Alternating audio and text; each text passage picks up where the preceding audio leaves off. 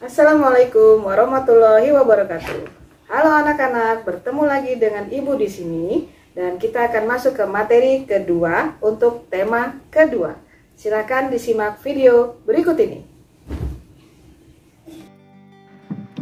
Baiklah anak-anak, kita akan masuk ke materi hari ini, tapi jangan lupa siapkan buku dan alat tulis kalian ya. Oke, tema kita hari ini tema kedua, persatuan dalam perbedaan, dengan subtema 2, bekerja sama mencapai tujuan. Kompetensi dasarnya yaitu 3.4, memahami makna proklamasi kemerdekaan, upaya mempertahankan kemerdekaan, dan juga upaya mengembangkan kehidupan kebangsaan yang sejahtera. Dengan tujuan pembelajaran, di sini siswa diharapkan dapat memahami makna proklamasi kemerdekaan, juga upaya mempertahankan kemerdekaan, dan juga upaya mengembangkan kehidupan kebangsaan yang sejahtera. Oke, kita masuk ke materi perjuangan mempertahankan kemerdekaan Indonesia. Nah, di sini setelah proklamasi kemerdekaan pada tanggal 17 Agustus 1945, Indonesia masih terus berjuang untuk mempertahankan kemerdekaannya dari gangguan-gangguan bangsa-bangsa asing yang berusaha untuk menjajah Indonesia kembali, seperti kedatangan pasukan Belanda yang disambut dengan berbagai bentuk perlawanan oleh bangsa Indonesia. Jadi sejak tahun 1945 sampai dengan 1950 telah terjadi berbagai macam pertempuran di berbagai daerah ya, antara pihak Indonesia melawan pihak Belanda yang dibantu oleh tentara sekutu pasukan Inggris. Nah, inilah beberapa perjuangan bangsa Indonesia dalam mempertahankan kemerdekaan Indonesia di berbagai daerah, antara lain Pertempuran Surabaya, yang mana pada tanggal 25 Oktober 1945 tentara sekutu yang dipimpin oleh Brigadir Jenderal Malabi mendarat di Surabaya, sehingga terjadilah pertempuran pada tanggal 27 hingga 30 Oktober 1945, di mana di sini pasukan Inggris dapat dipukul mundur. Yang juga puncak dari pertempuran ini adalah terbunuhnya pemimpin pasukan Inggris, yaitu Brigadir Jenderal Malabi. Pada tanggal 9 November 1945, Inggris kemudian mengeluarkan ultimatum yang berisi bahwa semua pimpinan dan orang Indonesia yang bersenjata harus melapor dan bahkan meletakkan senjatanya di tempat yang telah ditentukan dan menyerahkan diri dengan mengangkat tangan. Tentu saja ultimatum tersebut ditolak oleh pihak Indonesia, sehingga pada tanggal 10 November 1945 terjadilah pertempuran yang sangat dahsyat. Pasukan Inggris menggempur Surabaya dari darat, laut, dan udara. Peristiwa 10 November ini kemudian kita kenal sebagai Hari Pahlawan, yang mana di pertempuran ini lahirlah semboyan merdeka atau mati. Di mana di sini ini dapat kita lihat bahwa ini adalah foto salah satu tokoh pejuang di pertempuran Surabaya, yaitu Bung Tomo. Kemudian kita lanjut ke pertempuran Ambarawa.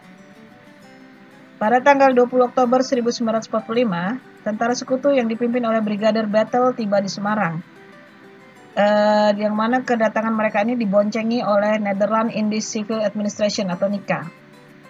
Pasukan sekutu dan NICA sampai di Ambarawa dan Magelang untuk membebaskan tawanan tentara Belanda yang kemudian akan mereka persenjatai, yang akhirnya ini menimbulkan kemarahan pihak Indonesia. Sehingga pada tanggal 26 Oktober 1945 di kota Magelang terjadi pertempuran antara pasukan Tentara Keamanan Rakyat atau TKR dengan pasukan gabungan Inggris dan NICA. Kemudian Soekarno dan Brigadir Battle melakukan perundingan dan mereka bersepakat untuk menghentikan pertempuran. Akan tetapi pihak sekutu mengingkari janjinya. Sehingga pada tanggal 12 Desember 1945 pertempuran berkobar di Ambarawa, yang mana dipimpin oleh Kolonel Sudirman menggunakan taktik gelar supit urang atau pengepungan rangkap dari kedua sisi, sehingga musuh benar-benar terkurung dan berlangsung selama 4 hari dan berakhir pada tanggal 15 Desember 1945 yang dimenangkan oleh rakyat Indonesia. Dan kemudian dibangunlah monumen Palagan Ambarawa untuk memperingati pertempuran ini, dan diperingati juga sebagai hari jadinya TNI Angkatan Darat atau Hari Juang Kartika. Dan ini adalah potret dari Kolonel Sudirman. Oke, kemudian kita lanjut ke peristiwa yang ketiga adalah Bandung Lautan Api. Kenapa disebut Bandung Lautan Api? Karena pada saat itu terjadi peristiwa kebakaran besar yang berlangsung selama 7 jam yang dilakukan oleh sekitar 200.000 penduduk Bandung yang membakar rumah mereka pada tanggal 23 Maret 1946. Mereka meninggalkan setelah membakar rumah mereka meninggalkan kota menuju pegunungan di daerah selatan Bandung. Tujuannya apa mereka membakar rumah mereka? Tujuannya yaitu untuk mencegah tentara sekutu dan tentara nikah Belanda menggunakan kota Bandung sebagai markas strategis militer dalam perang kemerdekaan Indonesia. Jadi mereka berusaha mencegah Belanda dan Inggris untuk memakai Bandung sebagai markas. Kemudian tentara Inggris merasa tidak terima dan mulai menyerang sehingga terjadilah pertempuran sengit. Dan pertempuran yang paling besar terjadi di desa Dayakolot di mana terdapat gudang amunisi besar milik tentara sekutu.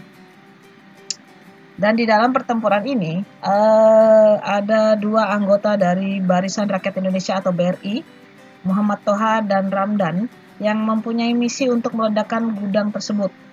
Dan misi itu berhasil dilakukan oleh Muhammad Toha. Nah, ini kita bisa lihat potret dari Muhammad Toha. Kemudian, dalam upayanya mempertahankan kemerdekaan, Indonesia tidak hanya melakukan upaya ini melalui pertempuran, tapi juga melalui jalur diplomasi seperti perjanjian dan perundingan, yaitu ada perjanjian Linggarjati, perjanjian Renville, Rumroyen, dan konvensi Meja Bundar atau KMB. Nah, ini kita bisa lihat yang pertama adalah perjanjian Linggarjati yang terjadi pada tanggal 15 November 1946 sampai dengan 25 Maret 1947. Yang mana ini terjadi di Linggarjati, Jawa Barat, ditandatangani pada tanggal 25 Maret 1947. Dengan hasil perundingan, Belanda mengakui secara de facto wilayah Republik Indonesia, Jawa, Sumatera, dan Madura. Kedua, Belanda harus meninggalkan wilayah RI paling lambat tanggal 1 Januari 1949. Yang ketiga, pihak Belanda dan Indonesia sepakat membentuk negara Republik Indonesia Serikat atau RIS. Yang keempat, dalam bentuk RIS, Indonesia harus tergabung dalam Commonwealth atau persemakmuran. Kemudian perjanjian Linggarjati ini menimbulkan pro dan kontra di kalangan masyarakat Indonesia. Nah, kemudian pada tanggal 20 Juli 1947, Gubernur Jenderal H.J. Van Mook akhirnya menyatakan bahwa Belanda tidak terikat lagi dengan perjanjian ini, yang artinya bahwa pihak Belanda mengingkari perjanjian ini.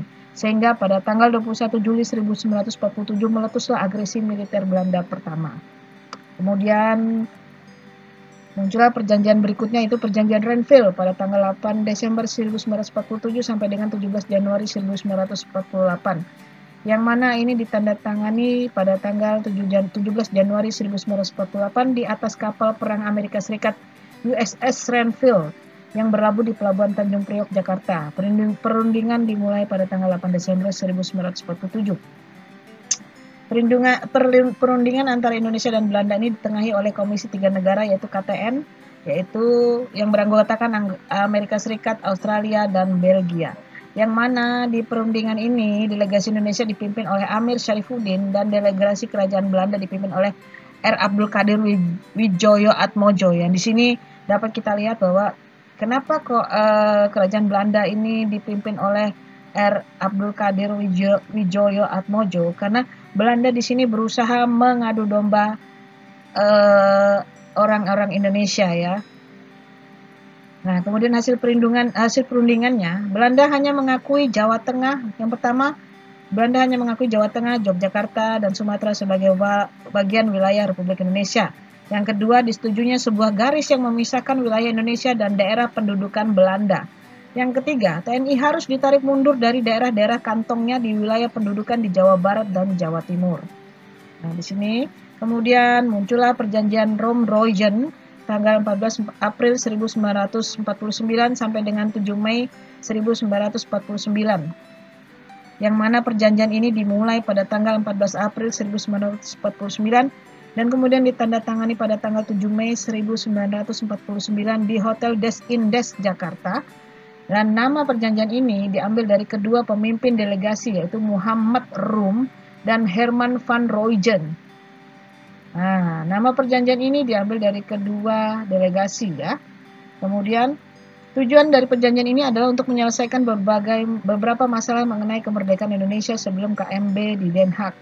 Jadi ini perjanjian yang terjadi sebelum konferensi meja bundar di Den Haag.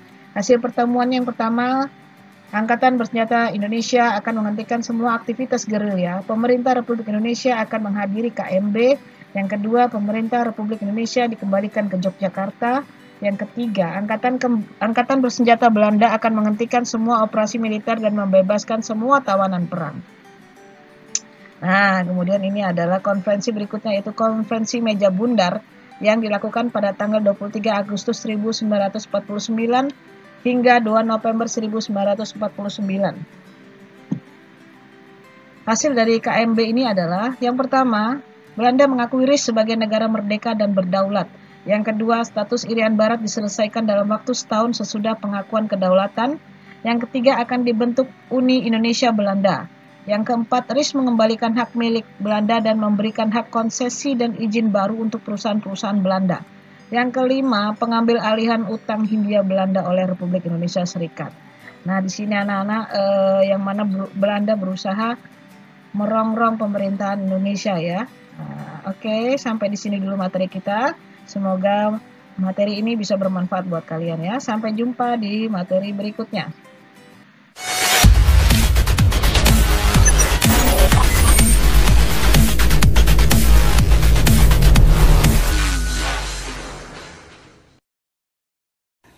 Alhamdulillah, materi kita hari ini sudah selesai. Semoga bermanfaat buat kalian ya. Sampai jumpa di materi berikutnya. Assalamualaikum warahmatullahi wabarakatuh.